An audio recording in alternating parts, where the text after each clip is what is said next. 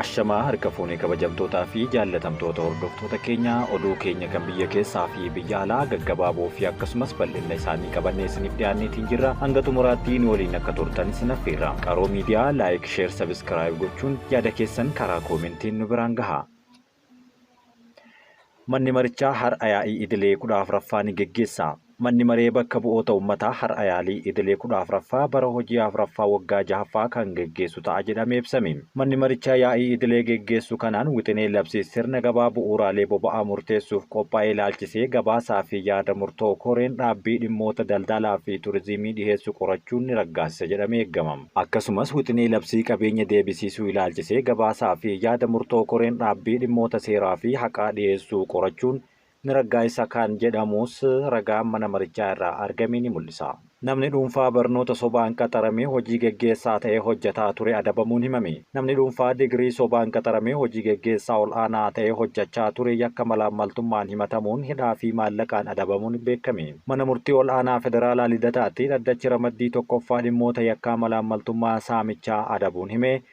Shakkamaan kun beeksisa hojii waldaan aksiyoonaa daldala hoteelotaa fi shaqaxaalee waldaa Addis Faanaan sadaasaa 6 bara 2012 baase irratti bara 2001 yuunivarsiitii koolleejjii Alfaarraa gosa barnoota ikoonomiksiin digirii jalqabaa akka eebbifametti sanada sobaa dhaabbatichaaf dhiyeessuun galmaa'uun ibsameera. Ammajjii 18 bara 2016 irraa eegalee hojii geggeessaa hojii daldalaa ta'uun hojjete. Ebla 28 bara 2014 irraa eegalee hanga ebla 29 bara 2015tti hojii geggeessaa ol'aanaa dhaabbatichaa ta'uunis tajaajileera. Hojii geggeessaa dhaabbatichaa ta'uun hojjechaa kaffaltii mindaa fi faayidaa waliigalaa birrii 1700 fi 15,190 akka kaffalamuuf taasisuu isaa yakkaan gowwoomsuun cimaan himatameera. Manni murtichaas ragaa dhiyaate erga qoratee booda shakkamaan yakkamaa ta'uu itti murteesse. Haaluma kanaan yaada murtee adabbii salphisaa bittaa fi mirga dhiyaatee tilmaama keessa galchuun hidhaa cimaa waggaa 5 fi maallaqa birrii 100,000 fi 10,000 akka adabamu murteesseera. Oromiyaatti daldaltoonni seeraan alaa 75,000 irratti tarkaanfiin fudhatamuun himame. Naannoo Oromiyaatti daldaltoota seeraan alaa daldalaa turan 75,000 irratti tarkaanfiin fudhatamu biiroon daldalaa naannichaa beeksise. Baatiiwwan 5 darban hojii to'annoo cimaa hojjetameen daldaltoota kanneen irratti tarkaanfiin seera qabeessi fudhatamu hoogganaan itti aanaa biirichaa obbo Tasfaayee Gashoon himaniiru. Daldaltoonni tarkaanfiin irratti fudhatame kunneen hayyama kennameefiin ala daldala biroo irratti kan hirmaatan meeshaalee fi oomishaalee adda addaa waliin makuun kanneen gurguraa turanii fi hojii seeraan alaa biroo irratti kanneen hirmaatan ta'uu ibsaniiru. Akkasumas kanneen madaala burjaajessan fayyama daldalaa hin haaromsine bakka hojii eeyyama itti fudhatanii fi itti dabalataan bakka biraatti hojjechuu irratti kanneen bobba'an irratti tarkaanfiin fudhatamuu itti aanaan kun himaniiru. Tarkaanfileen bulchiinsaa fudhatamanis dhaabbilee daldalaa cufuu fi eeyyama daldalaa haquu fi kanneen biroos of keessatti akka hammatu eeranii tarkaanfii fudhatameen birrii miiliyoona 16 ol mootummaaf galii ta'uu ibsaniiru. Hojii riifoormii teeknikaa fi ogummaa keessatti hojjetamaniin qabeenya haaraa uumuun danda'ameera jedhan. Hojii riifoormii fi dhaabbilee teeknikaa fi ogummaa keessatti hojjetameen qabeenya haaraa uumuun danda'amuun ministeerri hojii fi ogummaa Aadde Mufariyaat Kaamil himan. Dhaabbileen leenjii kunneen lammiileen yaada hojii qabaachuu, hojii uumuu maddisiisuu fi miseensitoota teeknooloojii rakkoo furuu danda'anii akka ta'an taasisaa jiru jedhan. Aadde Mufariyaat guddina diinagdee itti fufiinsa qabuu fi hojii dhabdummaa hir'isuuf guddina ogummaa guddisuun barbaachisaa akka ta'us kaasaniiru. Guddina ogummaa immoo dhaabbilee hojii ammayyeessuu, bu'uuraalee misoomaa guutuu fi hojiiwwan hunda galeessa hojjechuun barbaachisaadha jedhan. Waggoottan darban keessatti hojii riifoormii dhaabbilee teeknikaa fi ogummaa keessatti hojjetamaa tureen qabeenya haaraa uumuun danda'ameera jedhan. Kanaanis dhaabbileen kunneen barattoonni isaan oomishan hojii akka argatanii fi hojii akka uumanis himaniiru. Kan yaada hojii maddisiisanii fi misoomsitoota teeknooloojii rakkoo furuu danda'anii akka ta'an gargaaraa jiru jechuun kaasanii dhaabbileen barnootaa leenjii teeknikaa fi ogummaa bu'uura kanaan akka hojjetanii fi akka itti fufan qaqqabummaa isaanii akka babal'isanis kan hojjetan ta'uu ibsanii kunis Itoophiyaatti lammiileen fedhii fi dandeettii qaban giddu galaawwan kanneen itti hojii uumuu akka danda'an kan taasisuudha jedhan Aadde Mufariyaat. Kaffaltiin kottee iddoo fe'umsaa fi bu'iinsaa ala raawwatamuun seeraan ala jedhan obbo Ramadaan Waariyoom. Kaffaltiin kottee dhimma fe'uu fi buusuu wal qabatee bareedina magaalaa akkasumas daandiiwwan eeguu irratti konkolaattonni gahee isaanii akka bahataniif qofa kan yaadame ta'uu hoogganaan itti aanaan biiroo galiiwwanii Oromiyaa obbo Ramadaan Waariyoo dubbatan. Kaffaltiin kottee kunis bakka fe'umsaa fi bakka itti bu'u iddoo lamatti qofa akka kaffalamu kan himan yommuu ta'u, konkolaataan tokko iddoo fe'umsaa hanga iddoo bu'iinsaa gahutti keellawwan magaalotaa fi aanaalee gidduu jiran kaffaltii kottee kaffalchiisuu hin qabu jechuun kaasaniiru. Haa ta'u malee konkolaachiftoonni hedduun kanneen Jibuutii fi Finfinnee gidduu deeman bakka 10 olitti kaffaltii kottee birrii 600 hanga 2000tti akka kaffalan himachaa jiru. Misoomni koriidarii magaalaa Finfinnee balaa tiraafikaa hir'iseera jedhan Inspektar Asaffaa Mazgabu. Misoomni koriidarii Finfinnee yaa'insa tiraafikaa mijeessuu balaa tiraafikaa hir'iseera jedhan Inspektar Asaffaa Mazgabu. Inspektar Asaffaan waggoota dheeraaf xiinxallaa odeeffannoo dhimmoota tiraafikaa ta'uun magaalattii tajaajilaa turaniiru. Magaalattiin lakkoofsa konkolaataa xiqqaa qabaattus balaa tiraafikaa keessummeessaa turte garuu seenaa kana of duubatti hambisaa jirra jechuun kaasan. Kaleessa magaalattiin daandii mijataa dhabuun giddugaleessaan konkolaataa 10,000 lubbuun namoota 183 balaadhaaf saaxilamaa ture jedhan. Amma garuu misoomni koriidarii erga dhufee konkolaataa 10,000 lubbuu namoota 12 qofatu balaa kanaaf saaxilama jedhaniiru. Yaa'insa tiraafikaa mijeessuun lafoof haala mijataa uumuun akkasumas mallattoolee tiraafikaa gahaa daandii irra dhaabuun balaa tiraafikaa qabatamaan hir'iseera jechuun kaasaniiru. Buufanni raabsichaa hariiroo diinagdee Itiyoo Jibuutii cimse jedhame. Adii gaalaatti buufanni raabsaa humna elektirikii abbaa kiiloo vooltii 230 hariiroo diinagdee Itiyoo Jibuutii gidduu daran akka cimsu elektirikiin Itiyoophiyaa beeksise.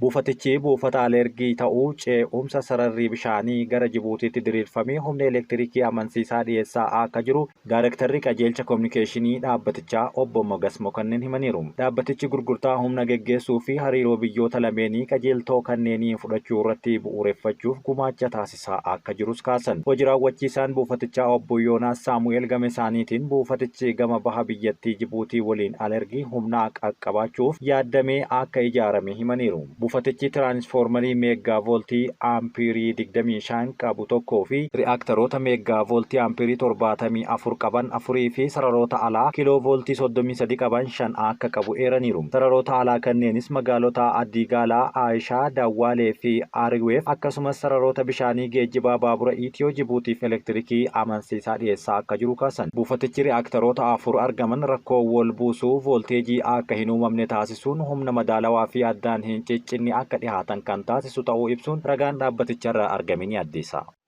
Gara oduu biyya alaatti yoo ceenu Iraan bara 2024 keessa namoota 901 irratti adabbii du'aa raawwachuu malti jechuun UN dubbate. Waggaa darbe Iraan keessatti yoo xiqqaate namoonni 901 tahan du'aan adabamuu kan hin oolle hoogganaan ol'aanaan mirga namoomaa UN dubbataniiru. Kanneen keessaa 40 kan tahan torbee tokko keessatti baatii muddee keessa adabbiin kun irratti raawwatame. Dhimma akka malee nama jeequ ta'us Iraan keessatti waggaa tokkotti lakkoofsi namoota adabbii du'aa irratti raawwatamuu dabalaa jiraachuus dubbatameera. Waggaa 9 keessatti adabbiin du'aa bara darbee bara 2024 keessa raawwatame isa ol'aanaa ta'uu kan himan bara 2023 irraa harka 6 dabaleera jedhan. Bara sana namoota 853 irratti adabbiin du'aa raawwatameera. Adabbiin du'aa kun baay'een isaa yakka qoricha sammuu namaa hadoochuu qabaachuu waliin kan hidhata qabudha. Haa ta'u malee qeeqxotaa fi namoonni hiriira mormii bara 2022 irratti hirmaatanillee adabbiin du'aa kun irratti raawwatameera jedhan UN. Lakkoofsi dubartoota adabbii du'aa irratti raawwatames dabalaa jira. Akka aanga'aan kun jedhanitti aanga'ootni Iraan kana booda adabbii du'aa raawwachuuf yeroo addaan kutuun boodarra adabbii kana raawwachuu haquu qabu jechuunis gorsa isaa kenneera. Adabbiin du'aa mirga lubbuun jiraachuu kan sarbu ta'uun dabalataan namoota yakkaa raawwachuun isaanii hin mirkanoofne du'aaf saaxila. Gocha yookiin amala seera mirga namoomaa addunyaa eegamu irratti ammoo adabbii raawwatamuu hin qabu jechuun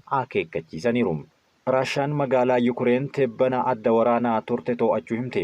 Raashaan humnoonni ishee magaalaa adda waraanaa kan taate magaalaa Yukureen Kuraakhoof kan naannoo baha Dooneetskii keessatti argamtu to'achuu beeksifteerti. Magaalattiin ji'oota darban keessatti kan haleellaa Raashaa cimaan itti geggeeffame yommuu ta'u, magaalattii kana keessatti gara wiirtuu loojistiksii ijoo Paakirooviskiitti darbuudhaaf murteessaa akka isaaniif ta'u himaniiru. Yukureen ammoo magaalaan tun harka humnoota Raashaatti kufuu ilaalchisee hanga ammaatti wanti dubbattee jiraachuu baatus bakkichi magaalaa Paakirooviskii irraa gara kibbaatti kiiloomeetira 35 qofa fagaattee kan argamtudha. Yukureen erga guyyaa dilbataa haleellaa ofirraa qolachuu eegalteen booda guyyoota 7 keessatti naannoo Kursik bulchiinsa Raashaa keessatti lola cimaan geggeeffamaa akka jiru ibsaa jirti. Suuraan miidiyaa hawaasaa irraa fudhatamee fi dhaabbata oduu Rooyitersiin dhiyaate yoo loltuun tokko Kurakhov keessatti alaabaa Raashaa ol qabatee dhaabbatu kan agarsiisu ta'uu mirkaneesseera. Dubbi himaan garee humnoota Yukureen dhaabbata oduu Rooyitersiitti akka himanitti wiixata darbee ganama irraa eegalee humnoonni Yukureen ammallee loltoota Raashaa Kurakhov keessaa waliin lolaa akka jiran dubbataniiru. Kurakhov daandiiwwan qaama bu'uuraalee misoomaa kan ittiin loltoonnii fi dhiyeessii adda waraanaatiif ittiin geeffamu Pakrovsk waliin kan wal qabatu qabdi. Ameerikaatti qorra hamaa bu'een lubbuun namoota 5 du'uu himameera. Ameerikaa keessatti qorraa fi cabbii hamaa bu'uun manneen barnootaa cufsiisuu, balallee haqsiisuu, bu'uuraalee akka ibsaa addaan kutuu irra darbee lubbuun namoota 5 galaafateera. Kutaalee Ameerikaa 7 yeroo muddamaa labsamaniiru. Balalliiwwan xiyyaarotaa 2,300 ol kan haqame yommuu ta'u, kanneen keessaa 9,000 kan ta'u ammoo sa'aatiin isaa jijjiiramuun himameera. Akka tajaajilli haala qilleensaa biyyaalessaa NWS raagetti kutaalee Ameerikaa irra caalaan gara kaaba baha ammallee qorraa fi obomboleettii hamaan rukutamuu akka malu eeraniiru. Roobnii fi obomboleettiin xiqqaatus qorri Arkeetikii torbaanota hedduudhaaf kutaa biyyattii hedduu keessatti akka itti fufu eegama. Kutaalee biyyattii balaa guddaa irra gahe keessaa tokko kan taate Kansas keessatti yeroo balaan qilleensaa qorraa akka obomboleettii mudatetti balaa konkolaataa mudachuun namoonni 2 du'aniiru. Kutaalee Ameerikaa garaagaraa keessattis balaan tiraafikaa mudachuu fi sababa kanaan namoonni hedduun du'uun gabaafamaa jira. Bakka tokko tokkotti manneen barnootaa adda citaniiru, tajaajilli ifaas adda citeera jechuun tajaajilli NWS gabaaseera. Pirezidaantiin Faransaay Imaanu'eel Maakroon yaada biyyoota Afrikaa ilaalchisuun kennan balaaleffatame. Pirezidaanti Imaanu'eel Maakroon kibxata darbe namichoota Faransaay kanneen Afrikaa dhihaa keessatti hafan bira lammiileewwan Afrikaa irratti tuffii agarsiisan jechuudhaan balaaleffannaan isaan mudatee jira. Kunis erga Maakroon biyyoonni Afrikaa waggoota 12 darbaniif waraana Faransaay gamasitti bobbaasuun lootee seentummaa duuluu gargaaruuf ishee galatoomaa jechuu dagataniiru jechuun dubbateen boodaadha. Bara 2020 keessa Maalii keessatti fonqolchi mootummaa erga geggeessee booda Faransaay kolonii ishee duraanii naannoo Saahel dhihaa Afrikaa keessatti bara 2021 ammoo Burkiinaa Faasoo keessa bara 2022 Niijer keessa bara 2023 loltoonni ishee akka loltoonni Faransaay ba'an dirqisiisaniiru. Raashaan dhiibbaa biyyoota 3 keessatti qabdu cimsaa wayita deemtetti Paaris, Senegaalii fi Chaad waliin hariiroo gaarii qabdi turte. Garuu biyyoonni lamaan amma loltoonni Senegaal gamasii gad dhiisanii akka bahan dirqisiisaniiru. Faransaay bara bulchiinsa pirezidaantii Firaankoos Hoolaandee bara 2013 keessa loote seentummaa isaaniitti duuluuf jecha Maalii fi naannoo Saahel keessatti waraana bobbaaftee turte. Duula duraan Servaal booda ammoo Barkaanee jedhamu keessatti loltoonni Faransaay 58 lubbuu isaanii galaafatameera.